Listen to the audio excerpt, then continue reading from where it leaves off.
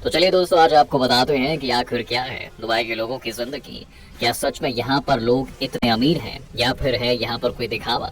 दोस्तों, दुबई एक ऐसा शहर है जहाँ पर जाने का सपना हर कोई देखता है, क्योंकि लोगों को लगता है कि वहाँ जाकर अपने परिवार की पूरी गरीबी को मिटाया जा सकता है। लेकिन वहाँ पर अगर एक तरफ लोग सुपर अमीर हैं, तो वहाँ के ज्यादातर लोग ऐसे हैं जिनके पास एक समय का खाना भी नहीं है। भले ही दुबई के लोग बहुत ही ऐशो आराम से रहते हैं, भले ही दुबई में एक से बढ़कर एक बिल्डिंग्स हो, पर दोस्तों इसी चमक धमक के पीछे छुपा हुआ है काला सच। और वो सच है यहाँ पर काम करने वाले मजदूरों का। जी हाँ, वो मजदूर जिन्होंने रेत के बीच इस आलीशान शहर को बसा तो दिया, जो कि पूरी दुनिया के सामने है, लेकिन इस शहर के लोगों ने उन मजदूरों की क्या हालत की है वो भी हमें पता होनी चाहिए। एक ऐसा शहर है दोस्तों जहाँ पर पूरी दुनिया से लोग पैसा कमाने के लिए आते हैं, लेकिन आखिर में वहाँ जाकर फंस जाते हैं। यहाँ पर काम कर रहे मजदूरों की जिंदगी एक गुलाम की जिंदगी होती है। सबसे पहले तो जैसे ही ये मजदूर दुबई पहुंचते हैं, इनके पासपोर्ट ठेकेदार अपने पास जमा करने के बहाने जब्त कर लेते हैं, और बस फिर उसके बाद शुरू हो जाती है इनकी गुलामी वाली जिंदगी। इनके अफसर इन्हें इंसान तक नहीं समझते और बिना जरा भी रहम खाए इन पर हमेशा चिल्लाते रहते हैं। अगर आप इनके पास पहुंच भी जाएं तो ये आपसे बात तक नहीं कर सकते हैं, क्योंकि इन्हें साफ हिदायत दी जाती है कि किसी भी टूरिस्ट से ये बात नहीं कर सकते हैं। जी हाँ, क्योंकि उन्हें ये डर रहता है कि कहीं दुबई का ये चेहरा दुनिया के सामने ना आ जाए। आपको जानकर हैरानी होगी, पर यहाँ 94 लाख से ज्यादा माइग्रेंट वर्कर्स हैं, जिनमें से ज्यादातर वर्कर्स साउथ एशिया यानी कि भारत, पाकिस्तान, बांग्लादेश और नेपाल से यहाँ पर आते हैं। लेकिन इन सभी में एक बात कॉमन होती है कि ये लोग दुबई की सड़कों पर वॉक करते या मॉल या फिर शोरूम में शॉपिंग करते हुए नजर नहीं आएंगे। आपको बता दें कि माइग्रेंट वर्कर्स दुबई के रिहायशी इलाकों से दूर स्लम एरिया में रहते हैं, जहां किचन जितने छोटे छोटे कमरों में 8-8, 10-10 लोग एक साथ रहते हैं। वहीं कई बार मजदूरों को किचन की सुविधा तक नहीं मिलती और उन्हें इन्हीं कमरों में खाना भी बनाना पड़ता है। रोज सुबह काम पर ले जाने के लिए इन्हें कंपनी अपनी बस भेजती है, जिनमें इन्हें भेड़ बकरी की तरह भरकर वर्किंग साइट पर ले जाया जाता है। कई बार कंपनियां वर्कर्स की सैलरी को 2-3 महीनों तक होल्ड पर कर देती हैं, तो कभी बिना पैसे दिए ही काम से निकाल देती हैं। जो पिछले 10 सालों से दुबई में मजदूरी कर रहे थे, लेकिन लॉकडाउन में उनकी कंपनी ने उन्हें और दूसरे 98 और मजदूरों को बिना पैसे दिए ही निकाल दिया था। इन लोगों के पास इतना खाना भी नहीं था कि एक वक्त भी खा सके। इस तरह वहाँ पर लोगों को बिना पैसों के ही रहना पड़ता था, और ऐसे लोग वहाँ से वापस भी नहीं लौट सकते थे, क्योंकि इन सभी मजदूरों का पासपोर्ट भी आते ही रख लिया जाता है। दोस्तों, दुबई जैसे शहर में रेगिस्तान की उस गर्मी में जहाँ पारा 55 डिग्री तक पहुँच जाता है, वहाँ पर 14 से 20 घंटे काम करना वाकई में नर्क से कम नहीं है। दोस्तों, आपको जानकर हैरानी होगी, पर दुबई एक ऐसा शहर है जहाँ पर रोजाना 38% खाना बर्बाद होता है। लेकिन एक बात ये भी सच है कि अमीर लोगों को छोड़कर यहाँ पर बाकी लोग आधे समय भूखे ही सोते हैं। ऐसे में दोस्तों, ये बात वाकई में हैरान करने वाली है कि जिस शहर की आधे से ज्यादा जनता भूख से मर रही है, वही शहर फूड वेस्टेज के मामले में दुनिया के टॉप शहरों में से एक है।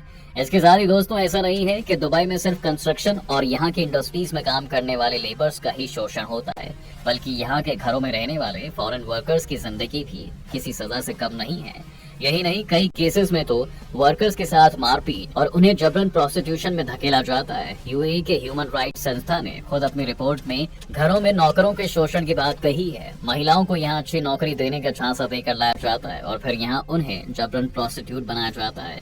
और क्योंकि इसमें कई अधिकारी तक मिले होते हैं, इसलिए धंधा दुबई की चमक धमक की आड़ में छुपकर धड़ल्ले से चलता रहता है।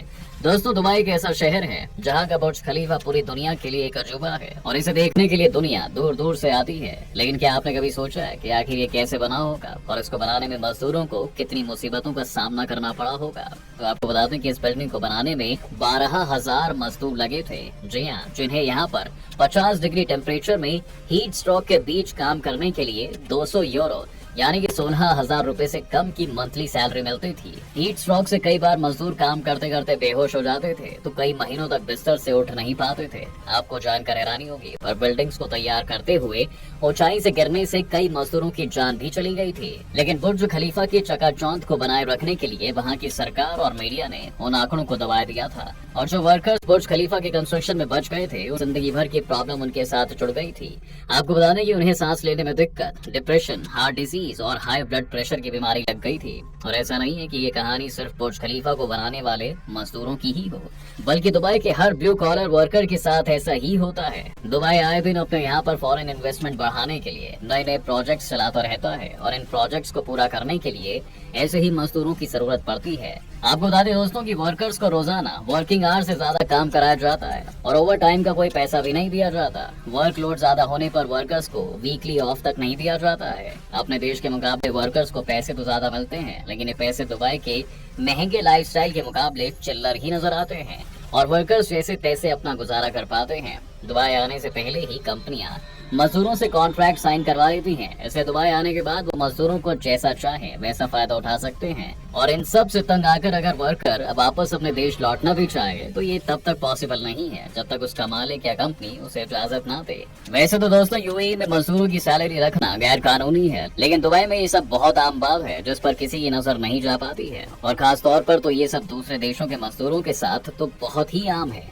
दूसरे शहरों से लोग दुबई जाते तो इसलिए हैं ताकि अपने परिवार की गरीबी को दूर कर सके, लेकिन वहाँ पर उनको जाकर अपनी मुसीबतों का सामना करना पड़ता है कि कुछ लोग तो वापस आने की बजाय वहीं सुसाइड भी कर लेते हैं, क्योंकि ये migrant workers private sponsorship system के जरिए यहाँ पर लाए जाते हैं। जी हाँ, तो यहाँ का सिस्टम भी इनसे पल्ले झाड़ लेता है। ब्लू कॉलर वर्कर्स के दम पर यहाँ की कंस्ट्रक्शन कंपनीज इन गगनचुंबी इमारतों को कुछ ही महीनों में खड़ा कर देती है, लेकिन आपको जानकर हैरानी होगी जो लोग इन्हें बनाते हैं यानी कि इन वर्कर्स को ही इन बिल्डिंग्स में घुसने की परमिशन नहीं होती है। ये लोग दुबई के 45 से 48 डिग्री की भीषण गर्मी में बिना किसी सुविधा के काम करते रहते हैं और इस दौरान अगर कोई मजदूर बीमार पड़ भी जाए तो कंपनियां उन्हें कोई खास कंपेंसेशन भी नहीं देती। और ब्लू कॉलर वर्कर्स को सिर्फ कंपनियां ही नहीं, यहाँ के लोग भी स्लेव की तरह ही ट्रीट करते हैं।